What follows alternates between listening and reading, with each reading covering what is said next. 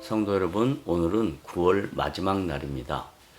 한 해의 3분의 2가 지나갔습니다. 정말 세월이 쏜 살같이 빠르게 지나가고 있는 것이 지금 우리가 살고 있는 삶의 현실인 것 같습니다. 오늘 우리에게 주시는 하나님의 말씀은 신명기 32장 26절로부터 29절입니다. 내가 그들을 흩어서 사람들 사이에서 그들에 대한 기억이 끊어지게 하리라 하였으나 혹시 내가 원수를 자극하여 그들의 원수가 잘못 생각할까 걱정하였으니 원수들이 말하기를 우리의 수단이 높으며 여호와가 이 모든 것을 행함이 아니라 할까 염려함이라. 그들은 모략이 없는 민족이라. 그들 중에 분별력이 없도다. 만약 그들이 지혜가 있어 이것을 깨달았으면 자기들의 종말을 분별하였으리라. 어제에 이어지는 본문을 통해서 모세는 심각하고 철저한 하나님의 진노와 심판이 잠시 중단될 것을 고지하고 있는 내용입니다. 이것은 심판과 구원의 양면성이 있음을 암시하는 내용이기도 합니다. 하나님께서 당신의 언약 백성들을 흩어버리시겠다고 하건하십니다. 이 흩어짐을 디아스포라라는 표현으로 사용하였습니다. 하나님의 흩으심은 이방 민족을 구원하시기 위한 또 다른 거룩한 계획이 내재되어 있는 것입니다. 한편으로 당신의 언약 백성들을 흩으시지만 다른 한편으로는 그들을 통해 이방 민족들에게 하나님의 구원 계획을 구체적으로 드러내시는 것이 오늘 본문의 내용이기도 합니다.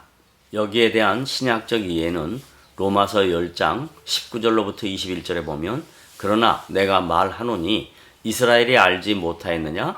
먼저 모세가 이르되 내가 백성 아닌 자로서 너희를 시기하게 하며 미련한 백성으로서 너희를 노엽게 하리라 하였고 이사야는 매우 담대하여 내가 나를 찾지 아니하는 자들에게 찾은 바 되고 내게 묻지 아니한 자들에게 나타났노라 말하였고 이스라엘에 대하여 이르되 순종하지 아니하고 거슬러 말하는 백성에게 내가 종일 내 손을 벌렸노라 하였노라고 사도 바울은 이방인들이 하나님께 돌아올 것이라고 증거하고 있습니다.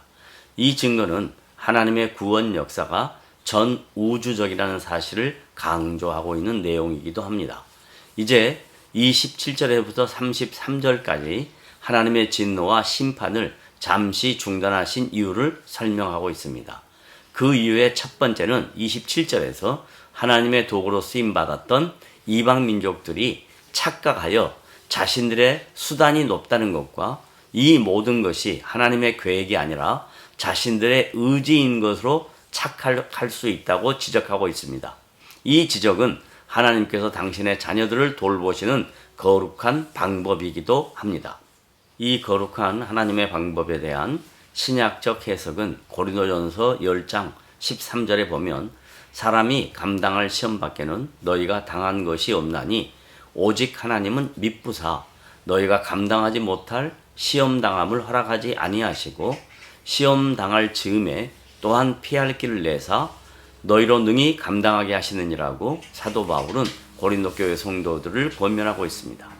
이어서 하나님께서 진노와 심판을 잠시 중단하신 두 번째 이유를 살펴보겠습니다. 28절에 보면 왜냐하면이라는 접속사가 생략되어 있습니다.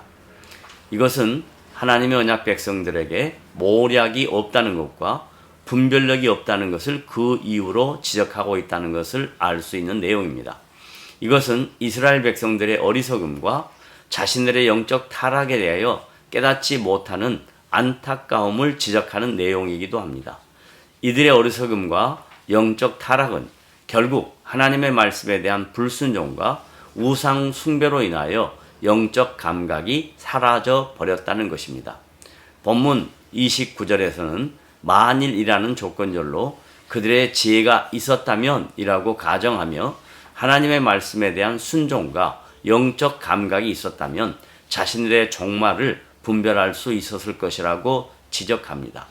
이스라엘 백성들에게 종말에 대한 개념은 오실 메시아에 대한 기다림입니다. 지금 우리 믿는 성도들에게 대한 종말에 대한 개념은 다시 오실 재림하실 주님에 대한 기다림입니다. 성도 여러분, 우리는 임박한 종말을 맞이하고 있습니다. 이 임박한 종말에 살고 있는 우리들의 삶 속에 하나님의 통치가 드러나기를 간절히 소원하며 성도로서 마지막 시대를 하나님의 말씀과 하나님의 명령에 순종하며 사는 복된 지체들이 되시기를 주님의 이름으로 부탁을 드립니다.